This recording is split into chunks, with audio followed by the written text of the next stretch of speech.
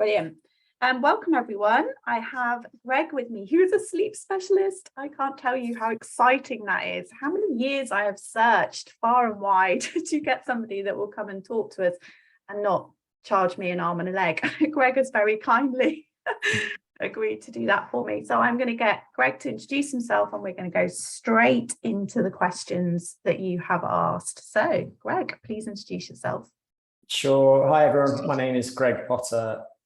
The relevant parts of my background are I have a PhD which focused on sleep, nutrition and metabolic health, but I'm broadly interested in how lifestyle affects health. So prior to that, I had my undergrad and master's degrees, which focused on exercise science and exercise physiology specifically.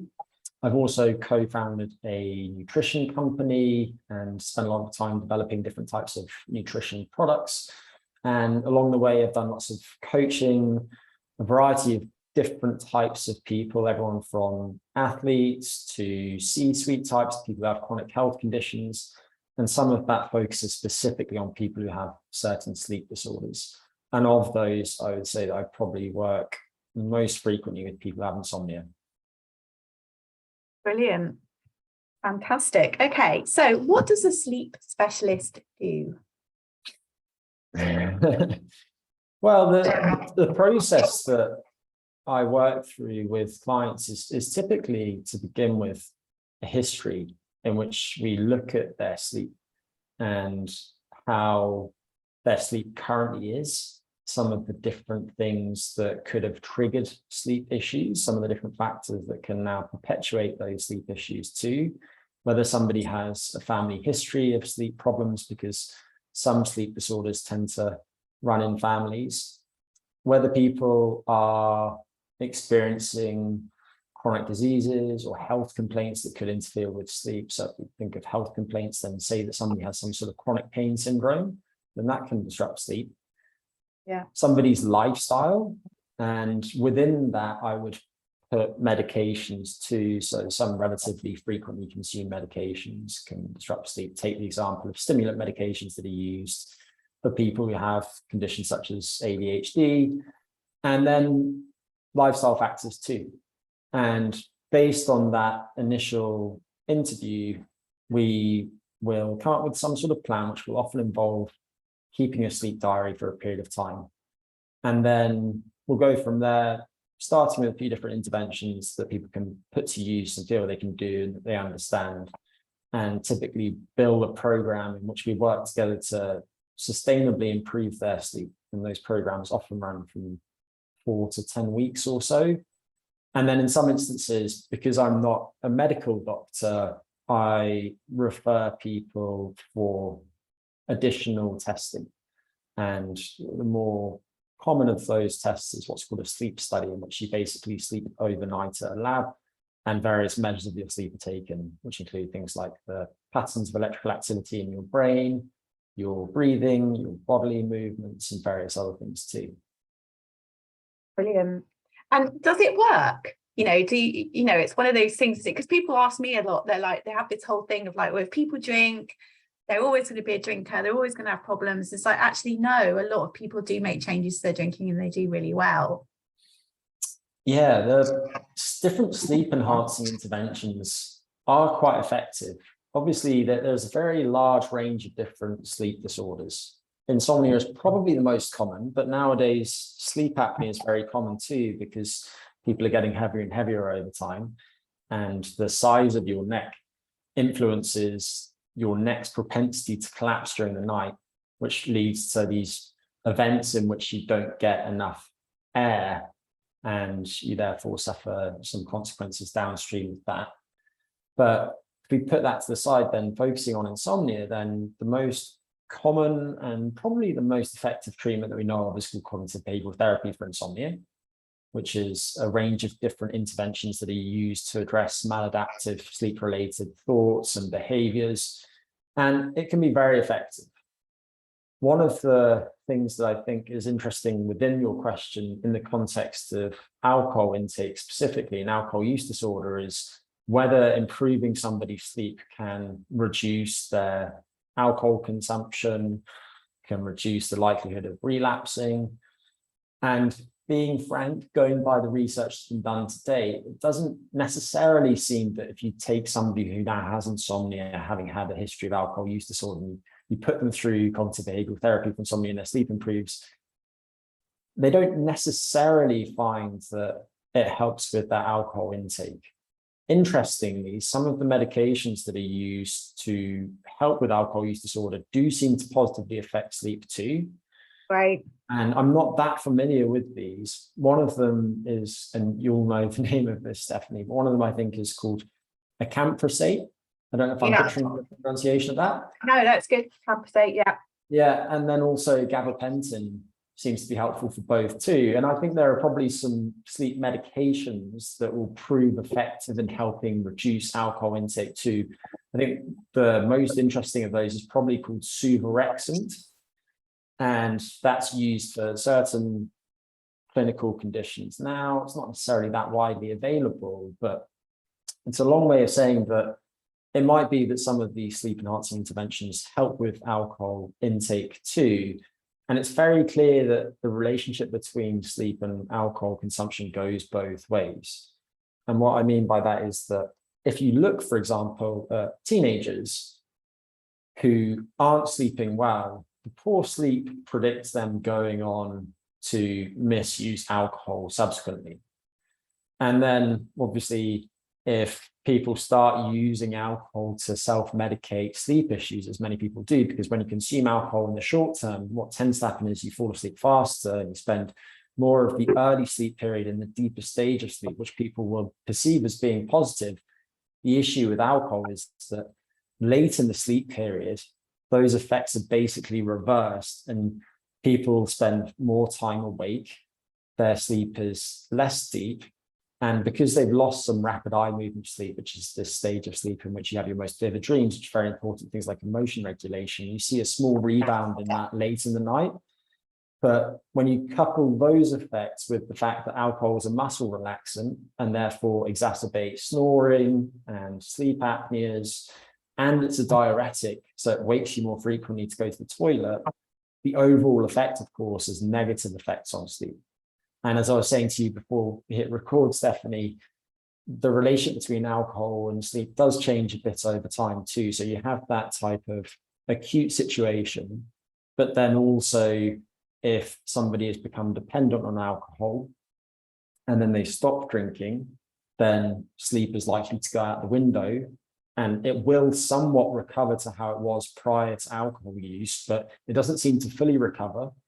And then if somebody's been abstinent for a relatively long period, they might find that they're still preoccupied thinking about alcohol, and that might have some bearing on their sleep too. So the relationship between alcohol use and sleep is quite complex, but I do think that doing what you can to improve your sleep health overall is likely to help keep your alcohol intake in check.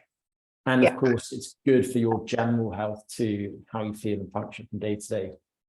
Yeah. And that's generally what we see, as I'm sure you're aware, it depends where they are on the scale, where they are with their alcohol use. But, there's lots of people reducing in the group. But for those that want and need to be abstinent, there is a period where they struggle with their sleep. But, I teach basic sleep hygiene stuff. I'm not a sleep specialist. Most people eventually, and if they don't, then I always recommend they see a sleep specialist. But before we go off on a tangent on that one of the questions is how to stay asleep. There was lots of questions, wasn't there, that basically asking the same thing, that they can get to sleep, but then they wake up and then sometimes struggle to get back off to sleep. Is there people can do to help themselves with that? Yeah, there are lots of things that they can do. And so I'll try and choose some of the more potent of those. And I'll focus on behavioral techniques rather than anything like sleep medications. Okay, so what tends to happen in different forms of insomnia, and this is true of people who have issues with alcohol too, is that as they spend more and more time in bed awake, they learn to associate being in bed with being awake. And so some people have the feeling that they feel sleepy and then they go to bed and then all of a sudden they're wide awake. Or they used to waking up in the middle of the night and they're not used to not being able to drop off back to sleep for maybe an hour or longer. And they learn to expect that, and they need to retrain themselves or recondition themselves to associate being in bed with being asleep. And the way that you do this is by applying something named stimulus control therapy. So the main aspects of that you can put to use are only go to bed when you're actually sleepy. So perhaps you've designated a target bedtime of 11 p.m. for yourself, and you're trying to stick to that. But if 11 p.m. rolls around and you're not sleepy, you shouldn't go to bed, because otherwise you're just going to lie in bed awake, again, strengthening the association between being in bed and being awake. Another is that if you've been in bed and roughly 15 or 20 minutes has passed and you haven't fallen asleep, you should get out of bed and you should go to a different room ideally and do something relaxing and dim lighting, and then only return to bed when you're actually sleepy. Examples of activities at that time would include things like listening to relaxing music. For a lot of people, classical music is a good choice. Reading a novel, dim lighting. If you're a meditator, then you could use that. Then you want to try and establish a regular wake time for yourself. You can't control when you feel sleepy each day, but you can control when you get out of bed. And the reason this is helpful is really twofold. One is that by waking up at the same time, give or take a few minutes from day to day, you're going to ensure that if you've had a bad night of sleep the night before, if you wake up at a consistent time the next day, you might have less sleep than normal, but you've got additional pressure to sleep the following evening because you haven't fully paid off that pressure that accumulated the previous day while you're awake. And so what that means is that the following evening, you're going to fall asleep quickly and your sleep is going to be deeper than it otherwise would be. So that regular wake time helps ensure that your sleep is consolidated. The other thing that it does is being in bed and being in the darkness, it gates your exposure to different stimuli that affect your sleep. And by waking up at the same time each day, you're also going to help regularize things like when you're exposed to light each day, when you consume your first meal each day. And those are time cues for your body's clock, which basically help align it with the world around you. And the way that sleep is regulated is really by the interaction of those two processes, that pressure to sleep and your body's clock, which influences how alert you feel at different times of the day each day. So regular wake time from day to day, certainly not varying by more than about 1 hour. So you might sleep in slightly on the weekend, but I think if someone has frank insomnia, then they should actually just sleep until exactly the same time or get out of bed exactly the same time each day. Set a latest wake time. You can get out of bed earlier than that, but not later than that. And then otherwise, if you're very tired during the day, then you might find yourself wanting to nap. And if you're struggling to stay asleep at night, then that's a bad idea, because even a short nap is going to pay off some of that pressure to sleep that's accumulated with prior wakefulness. And that's going to basically lead you to take longer to fall asleep the following evening. And it's going to reduce the depth of your sleep too. Finally, save your bed for sex and sleep only. So you don't want to be reading in bed. You don't want to be watching TV in bed. You definitely don't want to be arguing with your spouse in bed. And if you do all of those things, then you might spend less time in bed, but you're going to spend a large proportion of your time in bed asleep.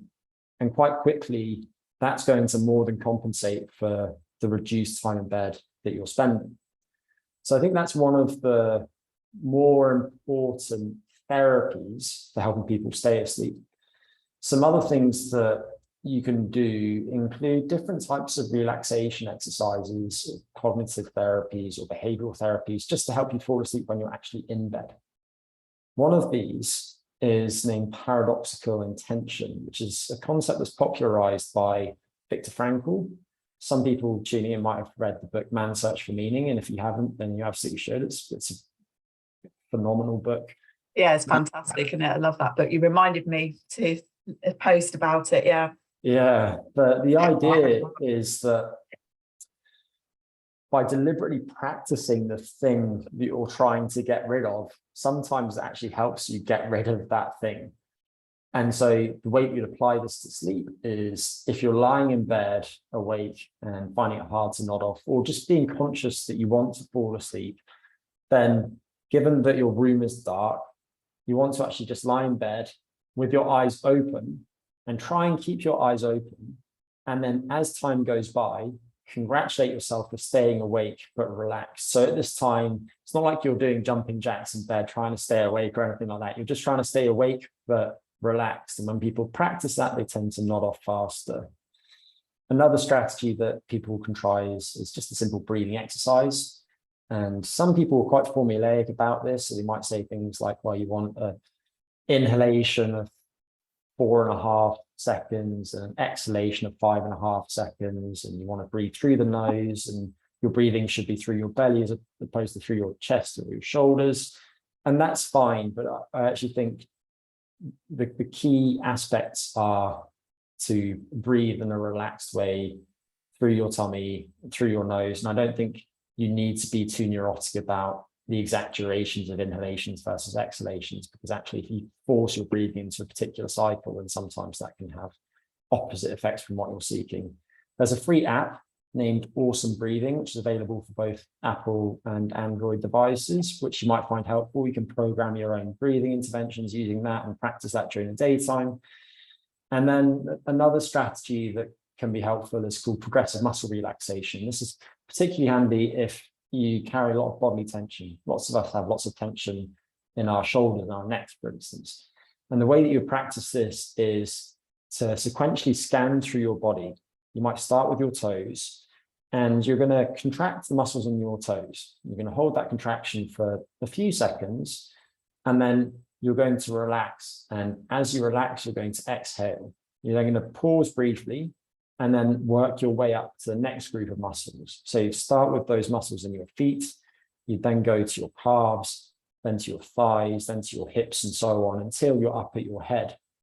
And when people do that, they, by focusing on bodily sensations, get out of their own heads, which can be really helpful. And then just because I know you had several questions that related to difficulty sleeping through the night, I'll offer a couple more tips which focus instead on the daytime. One of these is that a lot of people struggle with their sleep because of work-related stress or because of different activities that they need to do each day or in the coming days that occupy a lot of space in their minds. And the simple process of writing a to-do list around the end of your working day can help get those thoughts out of your mind. And all you want to do is just list whatever you have to get done the next day in as much detail as is necessary, ideally including times of day at which you're going to do those things. And at this time of day, you could also try a cognitive therapy named scheduled worry time, which sounds quirky, but the idea is that when we're busy during the day, that busyness can suppress a lot of ruminations from percolating to the surface of the mind. And then when we take our foot off the metaphorical accelerator at the end of the day, many of those concerns all of a sudden are there bouncing around our minds. And the way that we can address that is by around the time of day that you might be writing that to-do list, maybe you just tack this on the end of it. Spend 10 to 15 minutes listing anything that you're concerned about in the left-hand column. And then in the column next to it on the right-hand side, the smallest, easiest next thing that you can do to address that particular concern. And if there's nothing that you can do to address it, that's absolutely fine. Just specify that. And then at the end of your scheduled worry time for the day, commit to not worrying about anything. Obviously, that's not possible, but the idea is to make that commitment nonetheless until your scheduled worry time the following day. And if you do those two things, do list plus the worry time, then you're probably going to free a lot of space in your mind and help mitigate those cycles of rumination that can be so disruptive to sleep. Brilliant. Thank you. That's really helpful. And it aligns with a lot of what I say, thank God. It's always a worry when you're not a specialist in something, you're teaching basic stuff, and then you get somebody and you're like, oh my God, have I been teaching people the wrong things? But it's great. So in terms of, so the lady that specifically asked, she has troubles getting to sleep till like 4 o'clock in the morning, I think she said, going back to what you said before, you would say, don't go to bed until you feel tired and do some relaxing activities prior to that. Yeah, I think you also have to take these on a case-by-case basis. And so what are some of the common reasons that somebody might struggle to sleep until 4 a.m.? One of them might be excess caffeine intake late in the day. To be honest, in most cases, that's not likely to be the cause, because a lot of people who are struggling with insomnia already know a lot about sleep hygiene and they're meticulously doing these things. But I'm just adding that for completeness. And as a very general rule of thumb, I think people should cut out intake of any caffeine containing items at least 8 hours before bed. But there's huge variation from one person to the next in their ability to metabolize caffeine. You have people who metabolize it very quickly, and you have people, and this is actually often true of people who've had issues with alcohol, who metabolize it very slowly. So one of the determinants of your ability to metabolize alcohol is the health of your liver. And if you have alcoholic fatty liver disease, then that is going to interfere with your ability to metabolize caffeine. And for some people who have liver disease, if they consume a modest amount of caffeine, let's say that they buy an Americano in the shop, it can still be in their body more than a day later. And that could negatively affect sleep, particularly if intake is relatively high and sustained from one day to the next. Another factor that could be at play is just that this person has a very late chronotype. Chronotype is a nerdy term for whether you're more of a morning lark or a night owl. And there is actually a large range of chronotypes, and we know something about the genetics of why that's the case and so on. But a lot of people will try and fit their sleep schedule according to the needs of their lives or what's normal within the context of society. But if this person is just on the far end of the night owl spectrum, then she should ideally align her sleep opportunity with when her body is primed for sleep. Yeah. It's also worth adding that you can do things to help bring your sleep earlier in the day.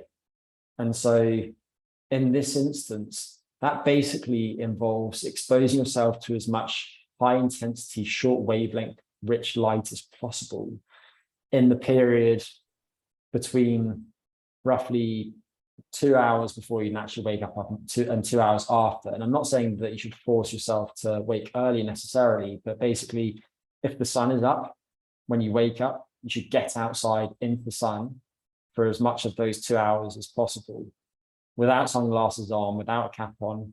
And what that's doing is it's sending a time of day signal to your body's clock to anchor it early in the day, which is going to help you fall asleep quickly and early the following evening.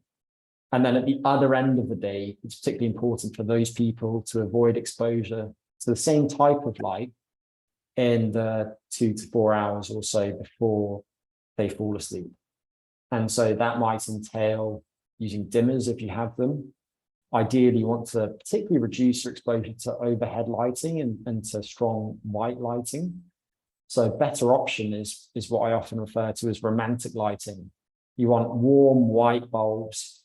And there is actually a way that you can ensure that's the case. If you're buying light bulbs, for instance, then you can buy light bulbs that have a color temperature of less than 3000 kelvins, and just keep lamps on in the environment, ideally at eye level or below, and just use as much light as is necessary for you to not fall over and for you to go about your business at this time of day. And if you do that, coupled with being outside and being physically active right at the start of your day, you're going to help shift your clock earlier. And then the final thing that I'll mention is, this is one that's worth running by your doctor. And in the UK, you can't buy melatonin over the counter anyway, but melatonin can help shift your body's clock in either direction. But in this instance, were you to take a dose of probably anywhere between 300 micrograms and 5 milligrams of melatonin, maybe 3 to 5 hours before you plan to go to bed. That's going to help pull your sleep earlier and help you fall asleep a little bit faster too. So the combination of those changes to caffeine intake, light exposure, physical activity early in the day, and then also possibly melatonin, provided that you get the go-ahead from your doctor, there are no contraindications to using it, could probably help shift your sleep earlier by several hours done over time. Wow, I can just tell by this very short conversation that there is so much to learn about this subject, isn't there? It's not as simple as how do you get to sleep and how do you stay asleep and relaxation. There's like so much science and genetics. Like you've dropped in loads of little bombs that are just like, wow, we could spend a whole hour just talking about that one word that you said. I know there's going to be loads of questions off the back of this, some of which I'll be able to deal with. But if people are interested in working with you, can you give me a link, or have you got a book, or is there anything that I can signpost people to? Yeah, just go to my website, which is gregpotterphd.com. And I don't have a book or anything. I have actually written a free ebook about nutrition, but unfortunately it's not about sleep specifically. But if you are interested in that, then you can download that for free at resilientnutrition.com. It's called The Principles of Resilient Nutrition.